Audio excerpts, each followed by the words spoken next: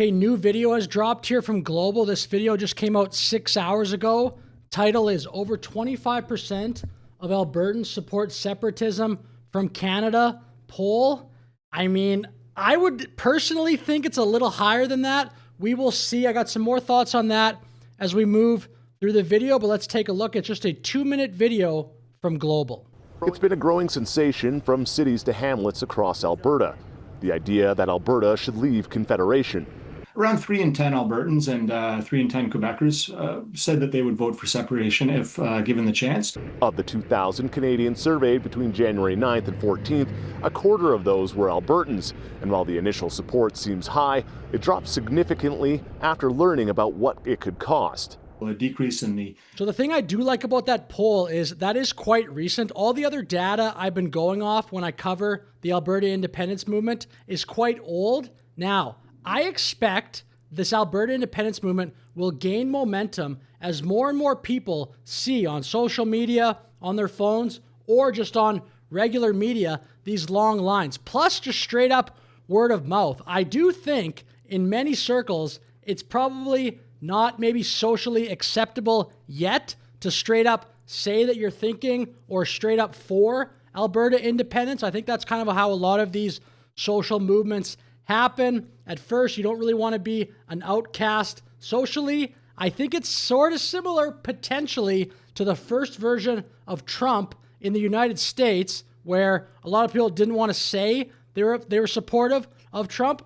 Quick sidebar, I do expect that will be the number one slur that the people that want Alberta to stay in Canada will start to hurl at the independence movement. You guys are Trump, you're helping MAGA, stuff like that. Standard of living that's temporary, or having to renegotiate trade agreements with other countries. And we found that support almost went down by half. Recent comments by some within the U.S. administration have fueled fears of potential foreign interference.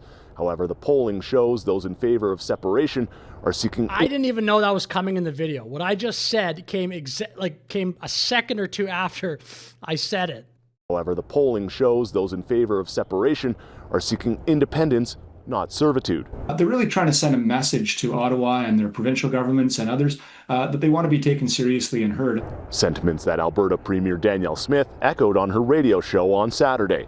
When I talk to people who are frustrated with the way we've been treated for the past 10 years, they don't say, therefore I want to be an American state. That is not what I am hearing. On the hunt to gather the nearly 178,000 signatures by the beginning of May, many signing events have experienced big crowds and long waits in order to sign the petition. But one political expert says choosing separation out of anger doesn't mean you don't need a plan.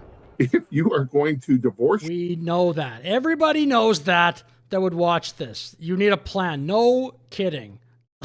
To become a country, yes, you need a plan. Yourself, you should have some sort of idea of what the government looks like. What are some of the laws? What are some of the policies? What is the economy of this? As all this talk surrounding separation is going on, multiple First Nations groups in Alberta have filed with the courts, seeking a ruling that Alberta cannot proceed with any potential separation without their consent. Despite the uncertainty, multiple signing events are scheduled to take place across Alberta in the coming weeks, including on Monday here in Calgary at the Big Four building. Drew Stremick, Global News, Calgary. Look, just because it will be work should not be a reason to be for or against the movement. By the way, is that not the Canadian attitude of the last 10 years or so?